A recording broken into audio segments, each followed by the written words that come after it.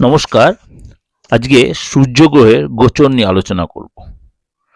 সূর্যগ্রহ আজকে বলবো মকর রাশিতে ট্রানজিট।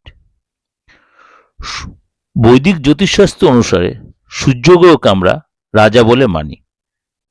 সূর্যগ্রহ আত্মবল, আত্মবিশ্বাস, নেতৃত্ব, ঊর্জা দিয়ে বিচার হয়। সূর্যের স্বর হচ্ছে উগ্র, তেজস্বী এবং সকল ক্ষেত্রে সূর্য কিন্তু তার প্রভাব বিস্তার করে। অধিকার, ডিসিশন নেওয়ার ক্ষমতা এবং চেঞ্জ বা আপনার মধ্যে একটা পাওয়ার, কনফিডেন্ট, এই সূর্যগ্রহের পাওয়ারের উপরে কিন্তু ডিপেন্ড করে।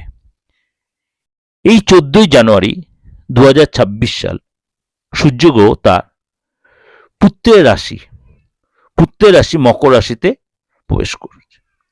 সুতরাং এই যে প্রবেশ মকর রাশিতে সূর্যের কিন্তু প্রভাবটা কিছুটা একটু পাওয়ারটা কমে, কিন্তু পাওয়ার কমলেও 12 রাশির ক্ষেত্রেই যে তার নেগেটিভ হবে তা নয়, বা 12 রাশির ক্ষেত্রে পজিটিভ তা নয়। এই প্রভাব কিন্তু 12 রাশির ক্ষেত্রে পড়বে। কোনো রাশির ক্ষেত্রে পজিটিভ হবে, কোনো রাশির ক্ষেত্রে নেগেটিভ হবে। অর্থাৎ আগামী 1 মাস কিছু কিছু রাশির জন্য একটু পজিটিভ হবে, কিছু নেগেটিভ হবে।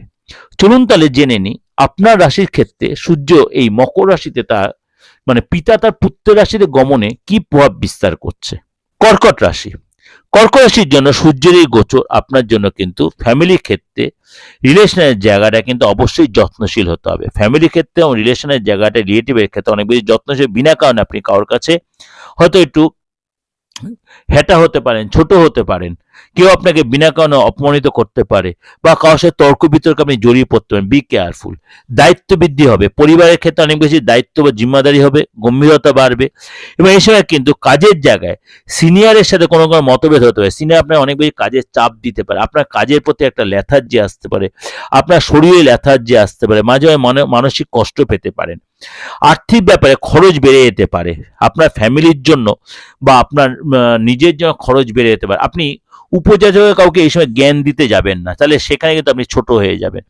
বা কাউকে এক্সট্রা কাজের জায়গায় সেগুলো একটু নিজেকে অ্যাভয়েড করে চলবেন, তর্ক বিতর্ক এড়িয়ে চলবেন। সেভিংসে কিন্তু এখানে প্রভাব বিস্তার করবে। আপনার যে জমানো টাকা তার উপরে কিন্তু প্রভাব হবে, খরচ বেড়ে যেতে পারে। দাম্পত্য জীবন অহংকার ত্যাগ করবেন, ভুল বোঝাবুঝি, মিসআন্ডারস্ট্যান্ডিং এইসব বাদানুবাদে জড়িয়ে পড়তে পারেন। এই সময় কিন্তু আপনাকে টেনশন অ্যাভয়েড করতে, ঘুমটা ঠিক রাখতে হবে। জীবনসাথী শরীর স্বাস্থ্য অবশ্যই যত্নশীল হতে হবে, এবং সেই সঙ্গে কিন্তু খরচ বাড়তে পারে। যা আপনাকে এই কথাটা, মেন কথা হচ্ছে আপনাদের যেটা বললাম, এটা ওভারঅল একটা প্রেডিকশন দিলাম। অবশ্যই আপনাদের দেখবেন 90 থেকে 95% আপনি মিলতে বাধ্য, মিলবেই। কারণ আমি এই প্রেডিকশনটা এমনভাবেই দিই আপনাদের যাতে প্রত্যেকে খুব উপকারে লাগে, কার্যকারী প্রেডিকশন দিই।